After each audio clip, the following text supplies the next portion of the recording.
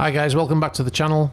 So as I mentioned on my main channel, this video will cover the technical spaces of SuperYacht Andromeda. And this is because I effectively ran out of time on the other video, so I skipped quite a bit of these areas. I also now have a GA, general arrangement, of the original as-built yacht, and the GA I used in the first video was from when modifications were made when the vessel was sold by Graham Hart. So I'm going to show you some of the changes made to the crew areas as a result of that sale. Alright, so this is the very top of the vessel. Not an awful lot to see here. You just got the exhausts coming out here. So there's not an awful lot to see on this. It's upper level. So there's basically top of wheelhouse, and there's two levels to top of wheelhouse as it's referred to in the GA. So up here we've got two decks, as I said, and you've got these are working areas. So the first part of the first deck here, this is basically the roof of the bridge, isn't it? So here you've got a searchlight. I think there's one on the other side as well, and then there's two levels on here, and then this is the upper level, which is we just looked at on the plan, and this is a working area. And on this plan here, on this GA, there's a S-band radar here. And then you've got your VSAT antennas here, and then you've got your X-band or your 9 gigahertz up here. This is your 2.4 gigahertz. Now, I'm going to look at it from a front view. So on here you've got a couple of antennas, one on either side. These are high frequency antennas for the radios, and one will be for DSC, which is a digital selective calling, and the other one will be for voice. Okay, what else have we got? We've got two sets of VSAT antennas. Now, most likely one set will be for internet, which will be this set because they're higher up, and the other set will be for television. Now, that based on the diagram here, they're probably the 1.2 meter antennas, or there's just over a meter, and they come in pairs. And the reason why that is because of the mast. The mast is in the way. So when you get when your antenna is trying to look up in the sky and it's facing behind, the elevation is say 30 degrees or whatever, and it's pointing in the direction that my mouse is pointing in, but it's pointing aft towards the stern of the vessel, then as the vessel turns, the mast gets in the way. So what happens then is it say this one's tracking, and then the mast gets in the way, and it automatically switches over to the one over here. And the same for the TV.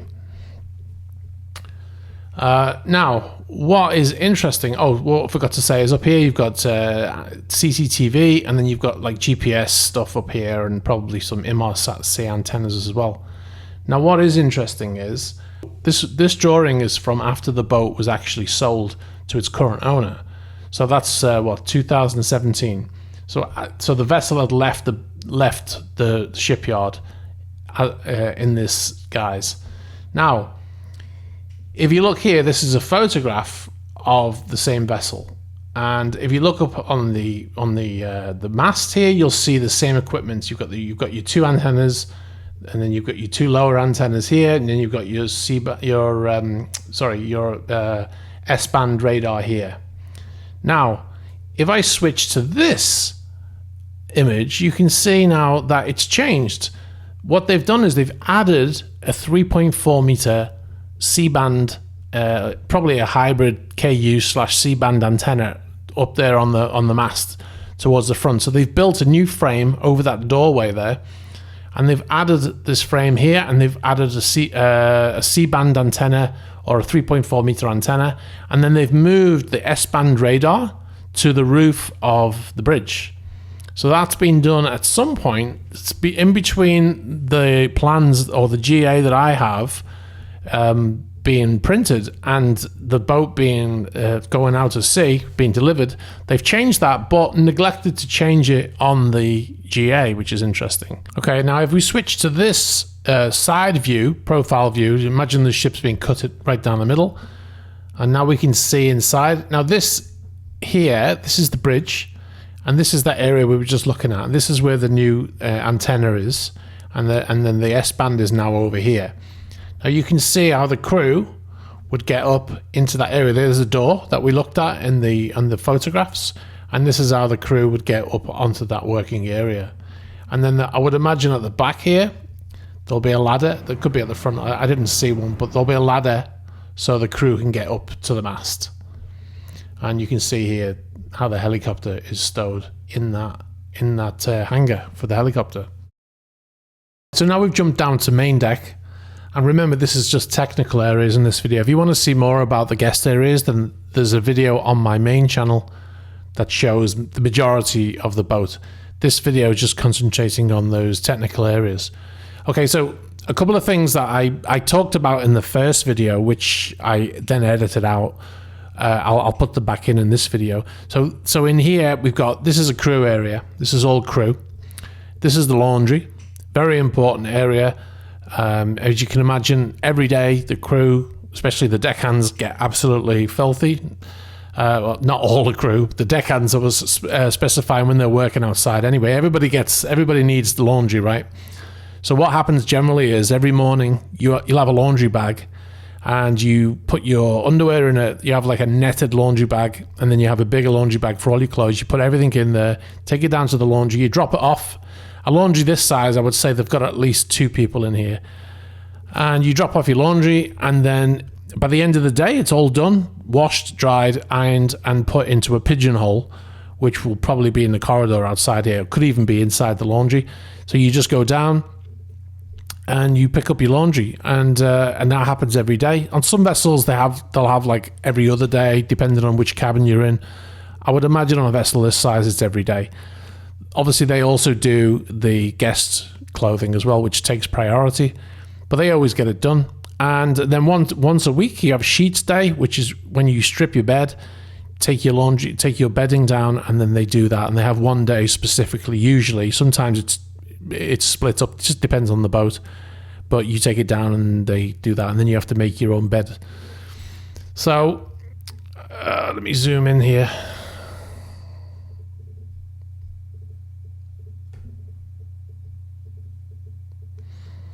All right, so then, like I said, I mentioned in the last video, you've got the crew mess here.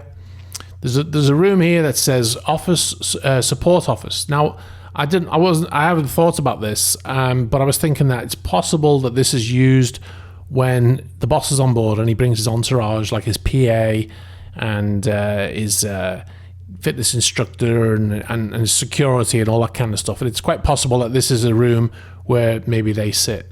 Certainly the PA and possibly the security people. Maybe there's got screens in there and they can see the security cameras and things like that.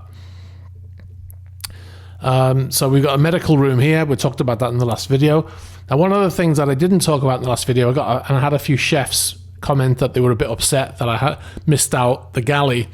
Obviously, the galley is critical to day-to-day life because that's where all your food is cooked.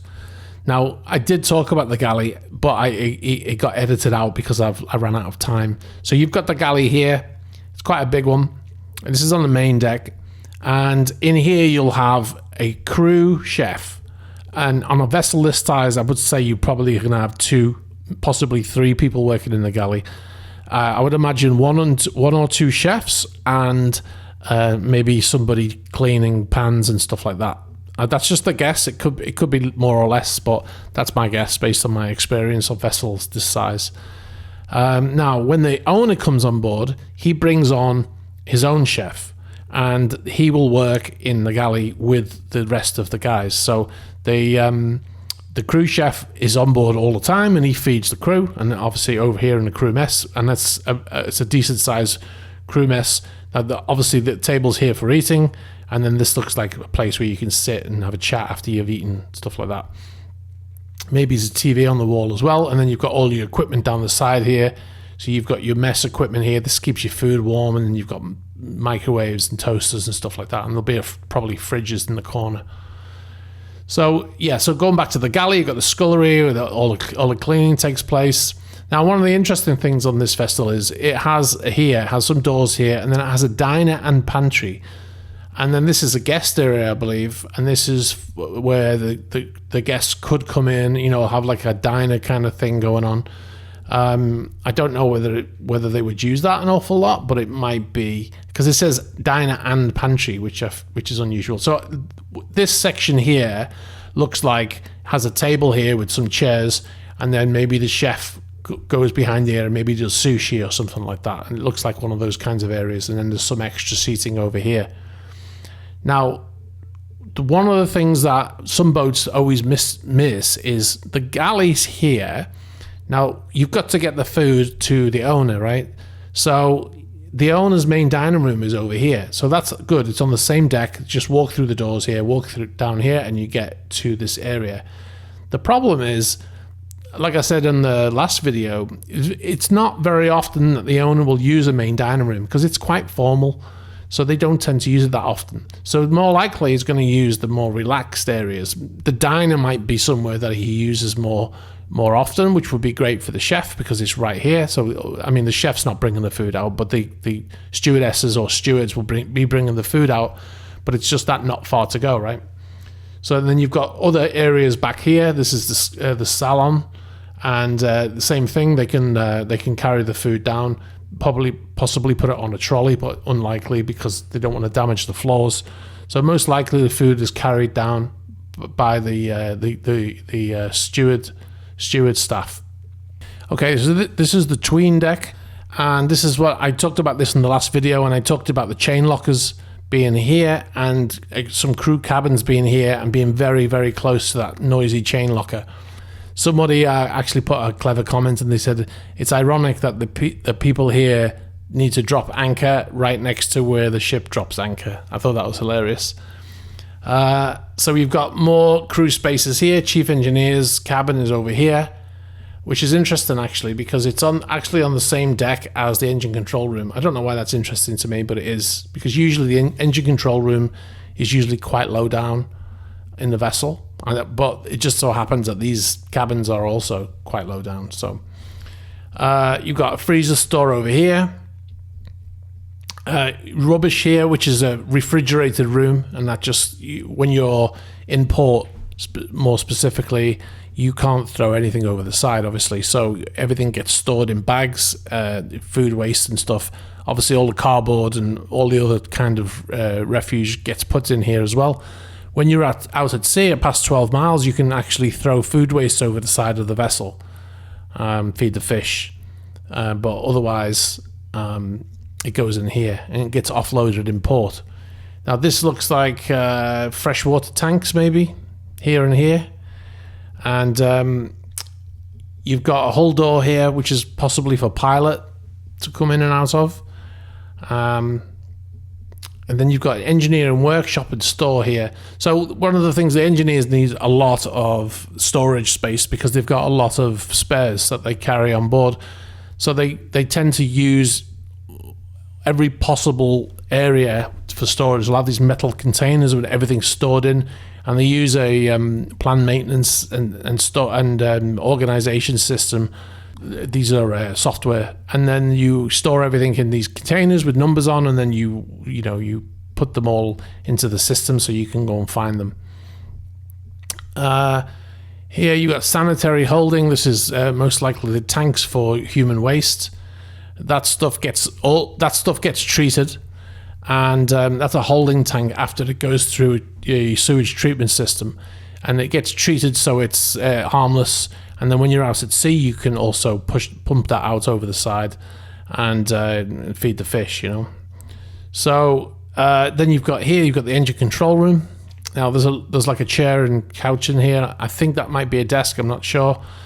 I'm told that the chief engineer's office is in the control room, which makes sense. That's usually where it is. If it's big enough, that's where the chief will be, because that's where he needs to be. And then you've got all of your computers in here as well. So this is where the engineer and officer of the watch will take place. You've got your switch room, electrical stuff here. And then you've got 4 guest cabins here. And then you go out into the lazarette, which is effectively storage. And I think I've got a photograph actually of some of the equipment that they've got on board here. So you've got space for more boats, and space for they've got some motorbikes and some other vehicles to be used by the guests. And then you can see they've got big shell doors here, hydraulic shell doors that open out so they can get the stuff in and out. And then in here you've got the main propulsion, because you've got azipods, so they are electric motors. The power is fed from the engine room. Actually, the engine control room is here, and the engine room is on the deck below, I believe. So, but you've got the main propulsion back here, and then you've got your aft thruster room, and then you've got your your port aft thruster room and your starboard aft thruster room. And then out here you've got a swim platform. So you can see there's a hydraulic door there, watertight door, and that opens out, and then you can carry stuff out. And there's like a little area here, which is, well, I'm not sure what that is actually. It's like a guest area. It says, oh, it's a beach club. So you've got a beach club here. You've got a wet bar and pantry, and yeah. So this is a guest area. The azipods are underwater, under the vessel, should I say, underwater. Okay, so you can see here, that's the room that we were just looking at, and that's the top of the motor. But then the rest of it is outside the vessel. I mean, this is the hull here, and then all of this is underneath the vessel. So this is one of the benefits of azipods is that you save a lot of space, because the majority of the motor is actually under the water. And the other thing is, you see the other space that is saved is because, look where the engine room is. The main engine room is over here, and if that was a normal twin screw, like with a fixed propeller over here, you'd have a shaft all the way through the vessel, all the way up to here, and that, you have vibration and noise and stuff like that, and you don't have that with these azipods. This is your stabilizer here.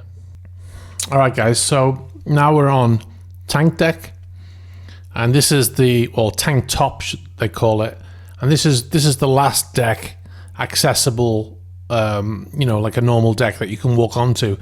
I think there's one other deck below that, but I think that's only accessible through when you want to go down into enclosed spaces and stuff like that. So this is the last deck. Now this is the bow of the vessel, obviously, and you've got the chain locker here, which goes right down, and then we're moving into bow thruster room. I don't think I can zoom in anymore. Can I zoom in anymore? Oh, there we go. So we've got the bow thruster room here. Obviously, the bow thruster enables the bow of the ship to be able to move left and right, or port and starboard. And you can see it says bow thruster room here, and then you've got HPU here, which is hydraulic power unit for the bow thruster. So this is the motor for the bow thruster here. You can see there's an emergency escape hatch here, because this is right down below the waterline, and this hatch will go all the way up to the boat deck, I would imagine, but it will have doors on each deck as it goes up, and that allows you to get out at different decks, or indeed for other people on other decks to use the same escape hatch, and it will take you all the way up to the boat deck, I would imagine. I haven't checked. Then you've got WB, I think that's water ballast. So you've got ballast tanks. Now, a lot of the smaller yachts don't have ballast tanks, and what they do is they use their fuel. They pump the fuel around into different tanks to use as ballast. But the bigger vessels like this have the tanks, and the benefits of having those tanks is, if you're on a yacht that doesn't have them, as you use your fuel, so the vessel becomes less stable, right? So what will happen is, as you decrease in fuel, you can load ballast into these tanks, and that way it maintains the how you sit in the water, even though you're depleting your fuel. Okay, so these are freshwater tanks. So these are all this is the tank deck, obviously, and this is the top of those tanks. So the tank will actually sit in the deck below, I believe, but this is the top of those tanks. I could be wrong, but that's my impression of this.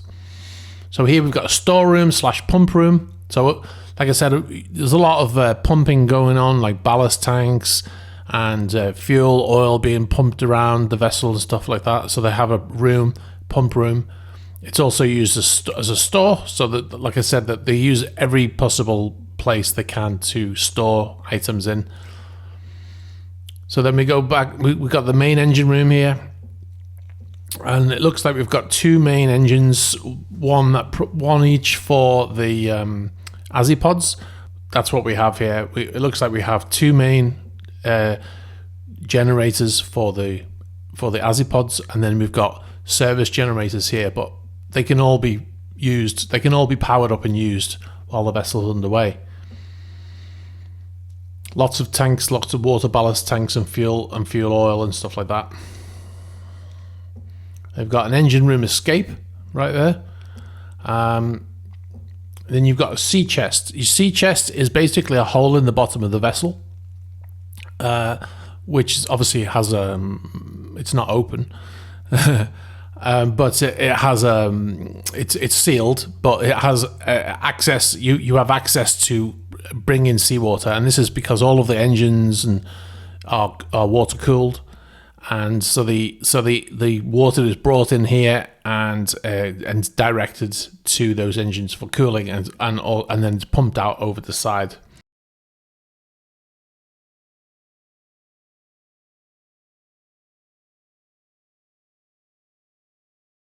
All right, and we've got bilge water tanks here. So this is bilge is water that you end up getting at the bottom, usually at the bottom of the engine room. It's captured and drained into tanks. Okay, so we've got the stabilizer rooms, port and starboard. There's one over here as well, and you can see, I'll zoom in there, and you can see you've got more ballast here, and then you've got these are FO buffer tanks. These are fuel oil buffer tanks. They're used, well, they got various different functions, but they are a buffer tank between the main fuel storage and the engines. They can be used for mixing fuel and stuff like that. Right, so now we go into this is an area. This is unusual. It's actually not on the original plans. These are crew cabins. Now remember, these are below the waterline. Now there's a lot of reasons why these cabins would suck, I think. Now this is just based on my own experience. It might be wrong, but I'm just gonna tell you why I think that they're not great cabins. Well, first of all, like I said in the last video, they're below the waterline, which means you don't get any natural daylight. That's the first thing that sucks about them. The second thing, especially these two here, is they're right next to the stabilizer room, which is noisy when you're at sea, when you're underway, or even when you're at anchor. If it's rough and the stabilizers are on, because it's most likely got at anchor stabilizers or zero speed stabilizers, and if they're in use, then you're going to most likely hear that in those cabins. So that's the first couple of reasons. Another reason is this over here. This is a crew lounge, and this is where the crew will go to blow off steam. There's probably a big TV in there, and it's probably got an amplifier and speakers in the deckhead, in the ceiling. And, the crew will go in here and chill out, watch a movie. Now, you come out the door, right opposite, you've got crew cabins. So they might have big, thick doors here that prevents that noise from going out. But even if they do, as crew come and go, you'll hear that noise, and the crew cabins are right here. So it's not great place to have those cabins. That's just in my opinion. I mean, it isn't great because they're below the waterline. One of the positives is that even when it's very rough, you'll be very steady down here, because you're not going to get much of the rolling or the pitching, because you're right in the middle of the vessel and you're right at the bottom of the vessel. So that's the positive thing for having these cabins here, but that's the only positive I can think of. Okay, so we've got a bonded store here. I mentioned that in the last video. All your liquor and stuff goes in there. And then we've got a large storeroom here. Like I said, never have enough storage on a yacht. HVAC room here, so you've got AC room. This will most likely, this is just for this deck. Usually you have a HVAC room on each deck. Staircase here. Corridors coming out to another lazarette. So you've probably got more storage space down here, and then you've got a pool, a tank here for the pool. So what this is the water that goes into the pool is usually mixed, and it has certain things in there to stop you from getting, you know, nasty stuff in the water, and if your kid pees in the water, and all the stuff that they add to the fuel, add to the water that goes in the pool. So when the vessel's underway, most likely they have to drain that pool, and this is where it will go, into this tank here. What I wanted to show you, so I'll go back. I think we reached this. Yeah, that's the stern there. So we'll go back to these cabins here, these crew cabins. What I wanted to show you is I have this is the GA. I think this was the pre-sale GA. Now I've got another GA here, which is an older one, which somebody sent me. Now look at this. This is what it used to look like. So you've got your entertainment down here, and you've got a crew gym here with a shower and a TV on the wall here and a day head. So there's a toilet in there. Very nicely done. That's a big gym. Look at that. It's got 2 bikes there. Ellipticals here. Is that another bike? No, that's a multi-gym unit. And a treadmill over here. That is a nice space. And what happened? They decided they didn't have enough crew. So they added 8 cabins. So they lost the gym. So the crew have got no gym now. And that sucks. And that's one of the things that always happens on a boat, is that whenever they need more space, more often than not, it will be more space for the owner. The first thing that always goes is the crew gym. And this is a big boat, and it's got a crew of 35 and no gym. Now, what they'll probably be doing now is they'll have all of the equipment. Well, not all of this equipment, but they'll probably have some of this equipment in some HVAC room or some storage place. That I was on one boat and we had it in an engine room, or there was like a room at the back of the engine room, and they had the gym equipment in there. So it will be in some sucky place that doesn't have proper AC and stuff like that, and it sucks, because that was a really nice space. And just as a crew member, the crew would not have been happy to lose this space. So yeah, so that sucks. Now I'll switch back to the other one. They took that space and they made it into those cabins. So I'll go back. Boom. That sucks. So this happens a lot. Now, it happens so often, so much that in actual fact now you wouldn't be allowed to do this, because now there's a requirement in the rules, like the passenger yacht code and stuff. There is a requirement for the crew to have a gym. Now it doesn't specify how big that gym needs to be, but there is a requirement to have it. Also, you're not allowed to put cabins under the waterline for crew. So what happened here cannot happen on a new boat, and that's good. And it's unfortunate that they had to put this into legislation to stop owners and stop yacht builders from doing it. But I'm glad they did, because that sucks. And like I said, I'm not going to go on about it anymore. But anyway, yeah, that really does annoy me. So anyway, I don't work there, so if anybody is watching this video and they work on Andromeda, please let me know if you do have a gym, and if it is a proper gym, or is it just like, you know, some if they're probably working out in the lazarette, to be honest, something like that. But anyway, I think that's it now, guys. I think I've covered the whole boat. This video looks like it's going to be a long one as well. If you're still watching at the end of this video, then you get 10 points, because it's been quite a long one. Hopefully it was as interesting to you as it was to me. You're seeing this as I see it. I've not spent any time studying these GAs. What I do is, in the edit, I will add other photos to augment what you're seeing here, to give it more of a realistic view and more of a 3D view for you.